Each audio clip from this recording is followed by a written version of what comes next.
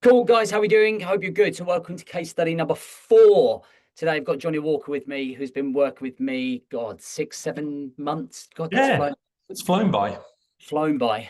Good times. So, Johnny's a very successful business guy. He's a father. He's a husband. Johnny come to me to come and find himself, I think, without even realizing it. Yeah. So, we're going to go through the case study now, and we're going to go and talk about it. Johnny, welcome. Great to have you Thank here. you. Thanks for your Yeah, time. my pleasure as always. Okay, cool. So we're going to go before you joined and the feelings that you Yes. kind of had leading, I guess, maybe the 6 months up to you coming to meet me in London on that day. Yeah. Kind of some of the feelings and things that were going on in your business, in your life, so to speak.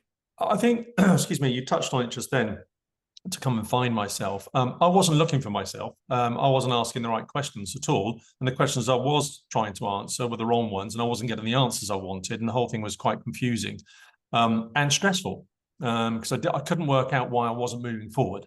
I couldn't work out why the business success I had wasn't translating into personal success. And it's because I was trying to pull the business lever to generate personal success. And of course, that's the wrong lever to pull. Yeah. And I was just pulling on it harder and harder and just pouring more and more time and effort into it, getting an decreasing return on that time investment. And it was pissing me off, to be blunt. When you were pulling the wrong levers, what were the consequences around you? Oh, I mean, this is kind of jumping into the next question, but in the previous, because Charlotte was 8 when I first started talking to you, the first 7 summer holidays we had together, Daddy had his laptop with him because, I was a solopreneur and, I couldn't get off the business. So I think time was the big one. And the business was just sucking up more and more of my time.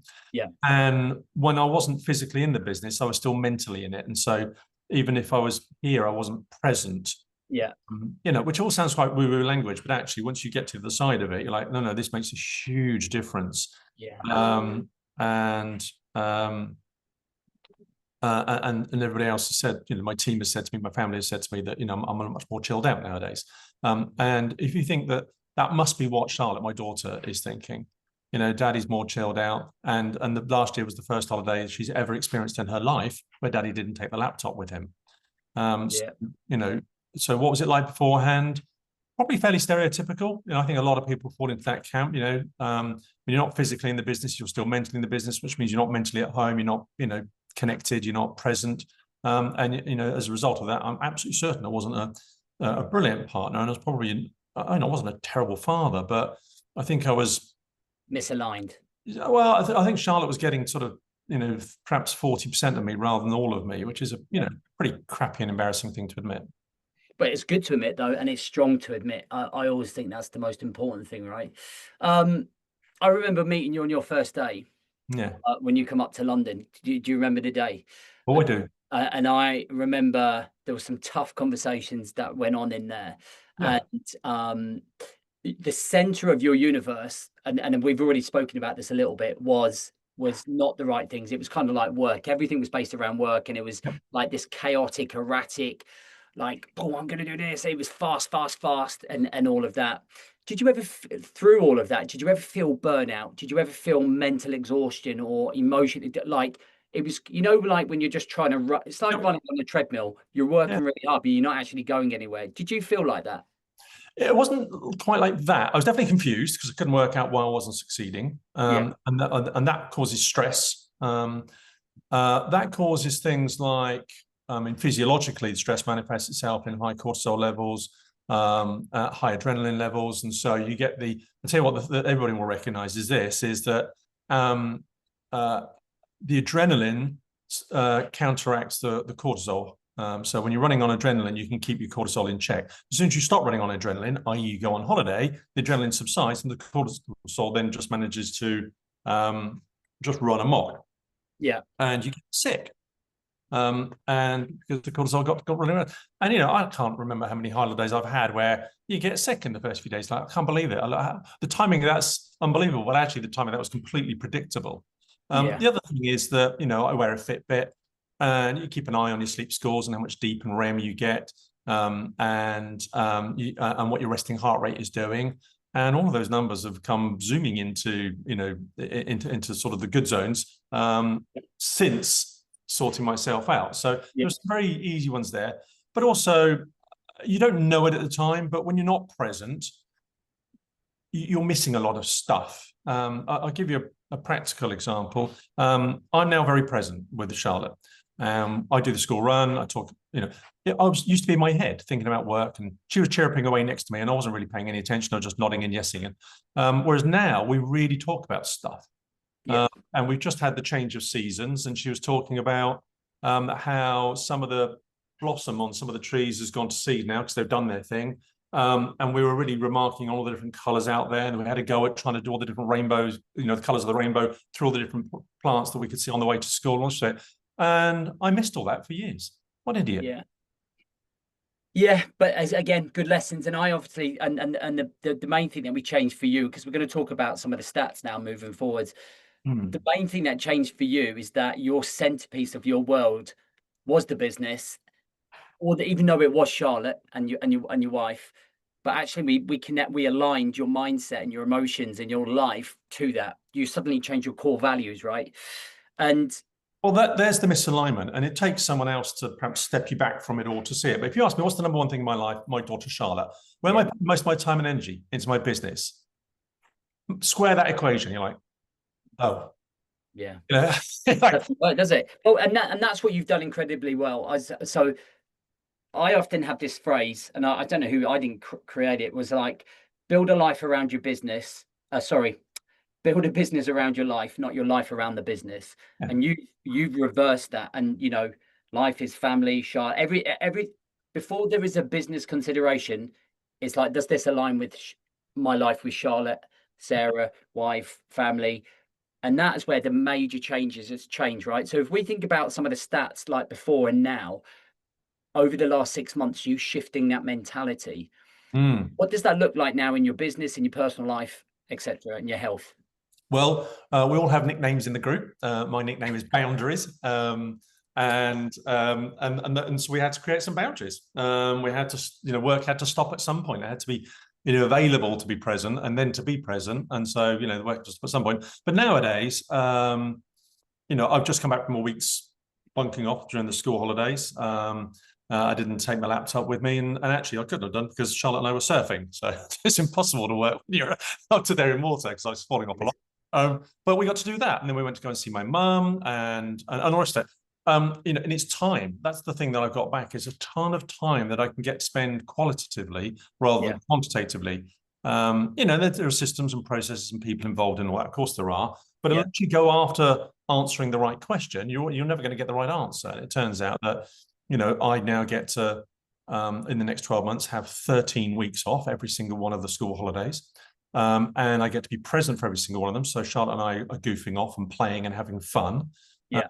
That's I'm never going to get to sort of the end of my life and look back on it and I wish I spend more time welded to a laptop than playing with my kids. And there's another really startling statistic, which is that something like 75 or 80% of the time that you spend with your child is going to be spent with them before the age of 12. And Charlotte's already 9. Now, I could probably eke that out a little bit because we put in quite a lot of hard yards. So her and my relationship is amazingly solid. But, somewhere around 13, 14, 15, she's going to want her friends over me. And then she's going to be an adult and I'm going to see her, probably half a dozen times a year kind of thing. And you're like, wow, okay, the next 3-4 years are super, super important. And so I get to rinse that. So I'm out of those, 13 weeks a year is basically a quarter of a year. Yeah. And if the next 3 or 4 years I get a whole year with Charlotte, that's something that most dads don't get. Yeah. And so could have if they shift it. Yeah. The privilege of seeing her grow up is something I'm never going to swap for anything else. So I think time with Charlotte, my daughter, and also time for myself. I think when you're working hard and you're grabbing a bite to eat in between meetings or coming home late at night and collapsing and just scarfing down pizza because that's the fastest thing you can do and you need to sleep. And you're tired at the weekends and so you don't do anything. You end up putting on quite a bit of weight. I am overweight currently, but it's coming off because we're going in the right direction. But for that, I ended up at tipping the scales at over 250 pounds, and I'm a middle-aged man who's overweight and stressed. That those are three symptoms that are going to add up to something pretty disastrous if you don't nip them in the bud. And so you got to create time for that. It doesn't happen magically on its own. You've got to put the time in. Yeah. And you've got to want to. And so having the time and creating that priority, or, looking at life through a different lens and putting life first rather than work first, are all things that are showing up in physical health, mental health, relationships, the big stuff. 100%. And I think it's worth anyone watching here or listening. This didn't happen overnight for you. And I think this is important to understand. I mean, you joined me in June, July or something, isn't it? Something around that time. God, it must be nearly a year we've worked together. Or maybe it was the September one. Anyway, my point is that Johnny has had lots of ups and downs, right, in terms of this sinking in. And that's because for so long you operate in a certain way. And I think that's important to understand. And it's you picked up a good point there, and you said it, and it's like, without even realizing it's the 1% gains every single day. It's the shift of the awareness. It's the small increments. And on that journey, there will be wins and there will be losses. The way I look at your journey now is that there are more wins than losses now, in terms of you are gaining more traction, you are gaining more consistency. Your belief system and values have completely flipped now to a point where they've become non-negotiable now. And it's important that when people are listening to you going, oh God, that's what I want, it won't happen for you in 1 week or 4 weeks or 3 months. And there's still so much more work to do, because as your business increases and as you have this ambition, sometimes the ambition can be the distraction, because when we're looking for that contentment, like that video I sent you the other day, it's like, that's what I'm trying to get to, that's what I'm trying to be. And suddenly, like, that's where the control measures have to come back in, right? Do you agree? Yeah, I think that, we talk about clarity. What is it you're trying to achieve, and control to make sure you do. But for me, I'll take us back to the beginning of this conversation. I was asking the wrong questions, and the questions I was asking, which are the wrong questions, I was also clearly by definition coming up with the wrong answers, and just pushing harder and harder on that, which was just exhausting, and frustrating and confusing and stressful and all those other things, and eating time. But as soon as you ask yourself the right questions and then go looking for the answers to those, which doesn't happen overnight because old habits die hard and all the rest of it, then suddenly life gets incrementally easier. And so there's a thing about direction and speed. You can have all the speed and energy in the world, but if you're going in the wrong direction, it doesn't really make a difference. Whereas if you're going in the right direction, it doesn't matter how slowly you're going, you'll just pick up speed. Because it gets easier and easier. And so we're in that phase now, is that, we've done an about face, actually done about 180-degree turn on that, and going in the right direction. And you learn as you go. You're like, oh, that's what this direction looks like. Oh yeah, I see that now. And so it's not, it's not like flicking a switch. It doesn't happen on day one. Yeah. Over time, you're like, yeah, I completely get this now. Oh, right, now I understand why we're doing, and you just keep going. It gets easier and easier and easier. I mean, you and I have an ambition that it'll happen this year. Whether it happens by the end of September is another matter, because my patience, but which is in short. So anybody watching this, I have zero patience whatsoever. So he does. Like, let's set you a timeline. James does not try and improve my timelines. He tries to worsen them, because I'm the ones with the unrealistic timelines. But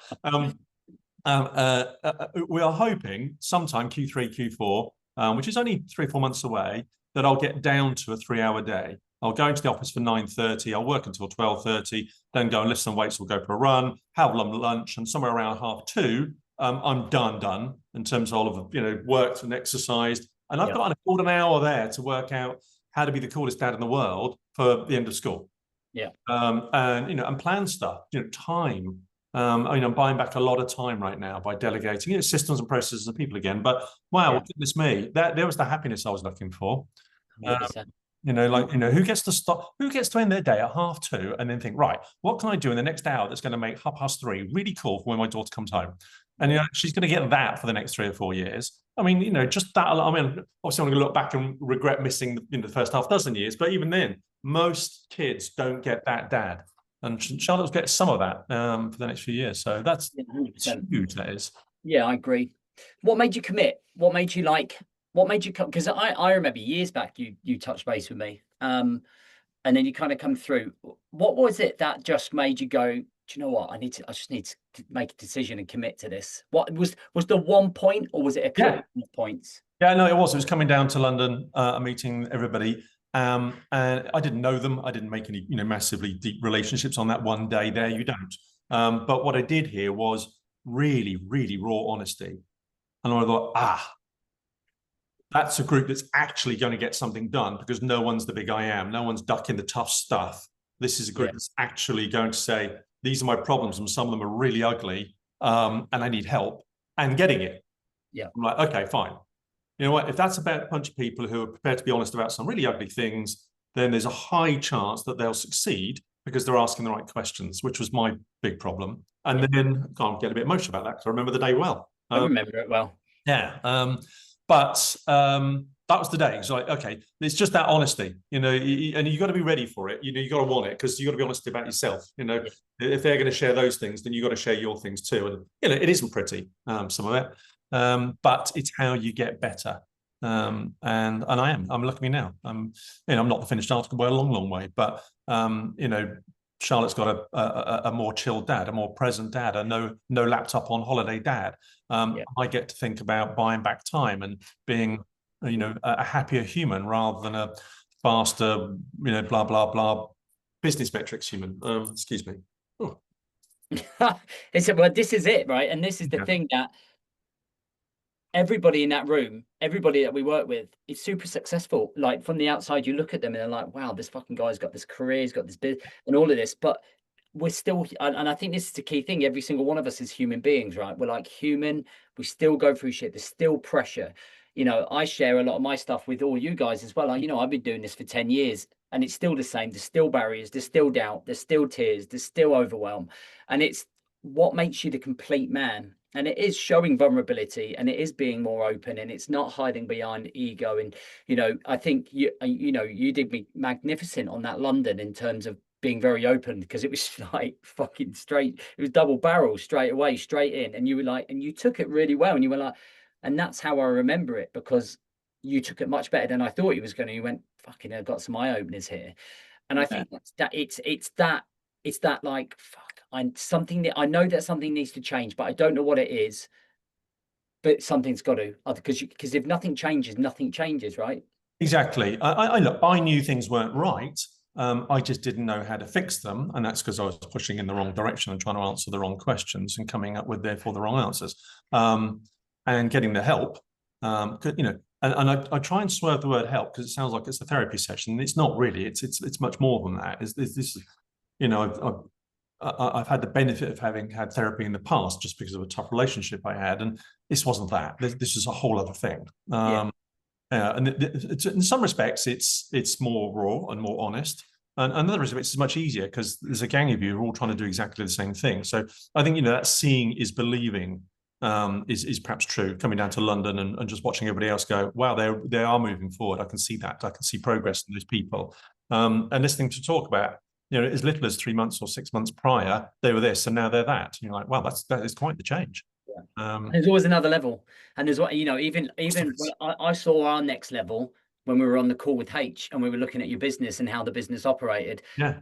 And then suddenly, how we alter those micro parts of your business has a huge effect, as like the rest of it, right? So if you think about your life, it's like health is just a very small part. The way you operate in that business, changing the way that you see something, even just improving then members of your team. I was like, H got loads from that, and then suddenly that supports you better. Suddenly you're aligned. Suddenly you got your 3 hours, 4 hours a day, because your team are aligned to everything that wants to happen, right? Yeah. There's, as I say, I think I'm quite a binary individual, probably on the autistic spectrum, and so I tend to look at life through a very black and white lens. But I think I was trying to achieve quantitatively, and then once I got that, I just presumed that would somehow magically morph into qualitative stuff, and it didn't.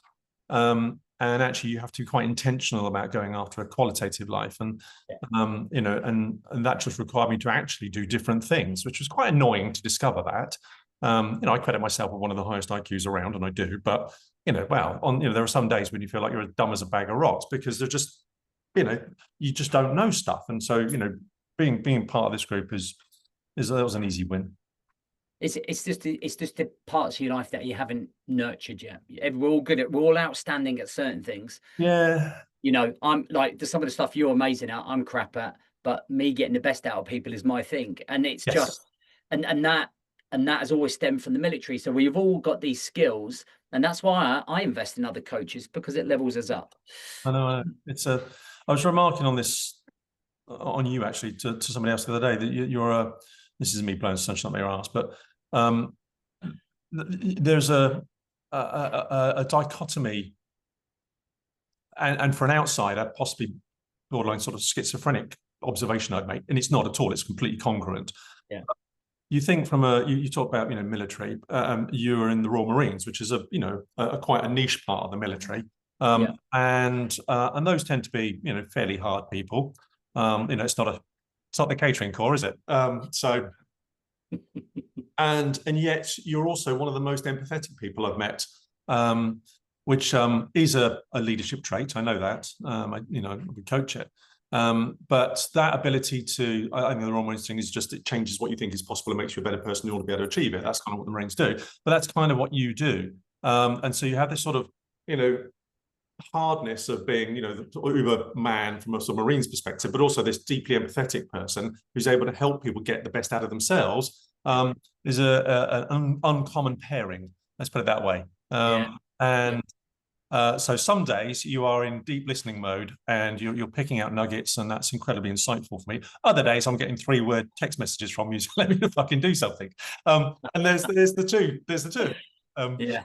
It's just reading the room, isn't it? It's just reading the room. It's like reading I think that was always something that I learned in the military. Is like, read the room, read the person, read what's going on. It's like there's a time and a place to be like, get the fuck on with it, and there's a time to like, okay, what's going on? And it's and that's the same for you as well. You're developed. That's what you're doing. I learned that through experience working with high level guys, and you're learning to do that as a father and going, no, that's crossed my boundaries. I'm not fucking crossing those boundaries. I don't care what it's worth or what we're doing. So listen, thank you for coming on. I appreciate you coming on. In terms of you moving future, just in terms of moving forwards, what does the future hold for you? Where are you going with your mission, with your life, based on some of the new things you've learned over the last 6 months? I think I don't think that there are some quite big changes. Some of them will be harder to see than others. I think by the end of this year, I'll be an awful lot fitter than I was before. That's not for my own sake, but obviously I get to be a better dad because Charlotte's not getting any slower as she grows up. So I'll be able to run around with her still and keep up and do the things like surfing and play. I think from a mental health perspective, I wear a Fitbit, so there are some things that are visible there. Sleep score jumping from 75 to 85 because your deep and REM got dialed in, resting heart rate dropping, and hopefully it'll be sub 60 by the end of the year, 58, something like that, which shows you that, you're in a good shape there. But also there's things like time, which is a big one. You can't manufacture more time, but you can spend it more wisely.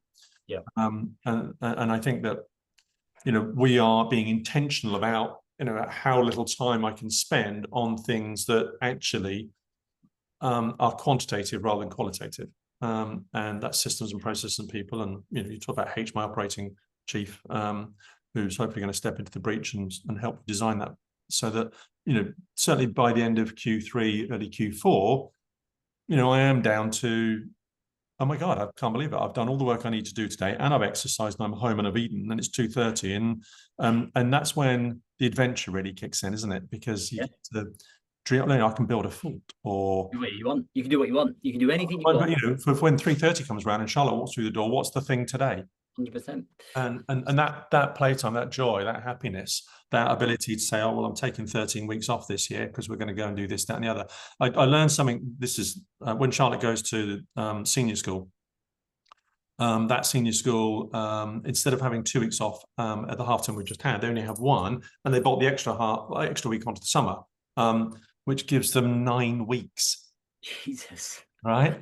Which means that we can bunk off for a month somewhere. Yeah.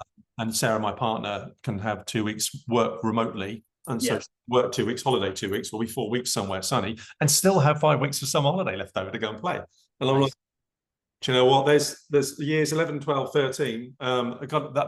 There's 3 golden years there where we're going to have some major adventures. Can't do that if I'm laptop daddy, See, already, and just in terms of the summary, I wish I'd recorded this when we first met, and everything you've just spoke about is based around your core values now. Everything, nothing Yeah. about business, nothing about this is how much the business is going to earn. This is how big it's got to be. This is what everything in your future was based around family.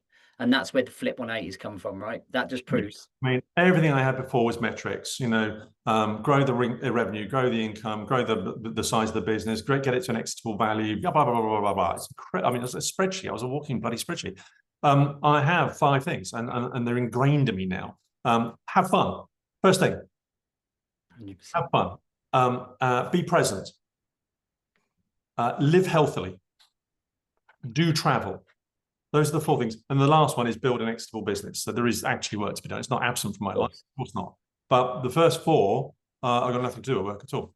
100%. And if at the end of the life, my business didn't take off, it didn't go anywhere, I didn't become a gazillionaire and all the rest of it, but I had fun, I was present with my relationships, I lived a healthy life and I did travel, how does it really matter? Yeah. I've lived a life that most people dream of just at that point in time, regardless, which is why the business has kind of fallen down the list, because actually the life I want, I can have, whether it's not actually dependent on me building a massive business. I will do anyway, because I think it's hard not to. I'm one of those people, but it's not the thing that comes first, or even second, third, or even fourth. Actually, it barely scrapes into the top 5 nowadays, which is, quality's taken over. And the first 4 build the man. Yeah. Build the man, and then it builds the business, and it just spills in. And that's always that same trait, which is great. Brilliant, mate. Thank you so much for coming on. It's really I really appreciate coming on, guys. If you've listened to Johnny and you want to listen to any more, if you click on here, you can listen to Tim, who's our other case study as well. It's really important to kind of get these case studies and these stories to kind of see the reality behind a landing page or an offer. It's really to see what happens with those guys. You can join us if you want to, with all the details in the description below. Thanks for watching. Let us know what you think.